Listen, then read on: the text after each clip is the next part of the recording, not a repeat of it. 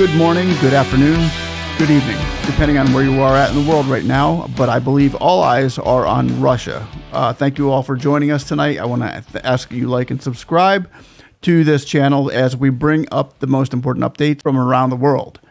Here we are, ladies and gentlemen. We have just received word. Right now, the count in Russia is that 60 people are dead and 140 are injured in the concert hall raid. And they are saying that ISIS is taking responsibility for the terrorist attack. So as we can see now in these images that are appearing to us, it was literally a group of people that went in with guns, terrorists that walked into this. There's going to be many speculations and videos of what happened there and motivations that were behind what happened there and why they did what they did. However, but one account that for sure needs to be taken into that prior to this event, Russia added the LGBTQ movement to the list of extremist groups. Let's go over that real quick because this is very interesting timing and I think it needs to be considered. Let me know what you think. Article we just received in Russian Federation of Conflicts, DW, quotes this. A Russian monitor with the power to freeze bank accounts has designated the LGBT movement an extremist organization. It comes after a similar ruling from the Supreme Court in November. Russia added on Friday what it called the LGBT movement to a list of extremist and terrorist organizations.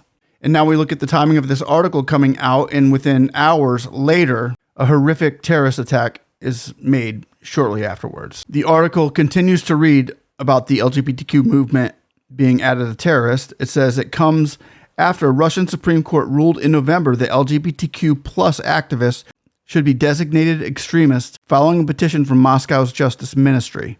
Russia's blacklist for extremist and terrorist groups is managed by the Rosford monitoring watchdog, which is authorized to freeze bank accounts. It goes on to read, what else do we know about Russia's blacklist for extremists? Well, the list is maintained by Rosford Monitoring Agency, which has the ability to freeze bank accounts belonging to people or groups designed as extremists or terrorists. At present, the list includes 14,000 people and entities. Other organizations on the blacklist include Islamic terrorist group Al-Qaeda and the U.S. tech firm Meta, which owns Facebook and Instagram. Now, isn't it interesting how they're putting Facebook and Meta in with the terrorists? As we all do know that Facebook is very pro-LGBTQ. Russia's RIA state news agency said the designation refers to the international LGBT social movement and its structural units. Earlier this week, a Russian court ordered 2 employees of a gay bar to be held in pretrial detention, marking the first such case since the Supreme Court decision. They were accused of running an extremist organization. As we see right now with Ghana, Uganda, Rwanda, and a lot of places in Africa and others around the world are taking a very tough anti-LGBTQ stance. They don't want it, and they're willing to go to extremes to keep it out of their countries. Henceforth, we have Russia doing the same, and in some cases, even leading the charge. Russia banned what it called gay propaganda among adults in 2022, which outlawed the expression of non-traditional sexual relations in public and in the media. In 2013, it was banned among minors. The same year, Russia also tightened restrictions on what it calls foreign agents, making it easier for the state to crack down on NGOs and websites receiving any kind of support from outside the country. Last year, Russia banned gender-affirming surgery, with Duma chairman Vyacheslav Volodin calling gender reassignment a path to degeneration. Independent news outlets such as Novoya Gazeta and Meduza have been shut down by authorities or driven into exile since the start of the crackdown. And as soon as this comes out on the news, ladies and gentlemen, Russia ends up getting attacked by terrorists, killing and wounding over 200 people.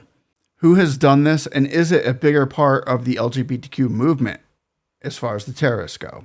And being labeled a terrorist, is that fair? Well, Russia is a sovereign state. They can choose to make any laws that they choose to make, that their citizens deem necessary to keep their country safe. So what we're seeing happening here, we do have history on how these events take place and how they actually end up shaping up into something that's really much, much bigger than what it looked to begin with in the very beginning.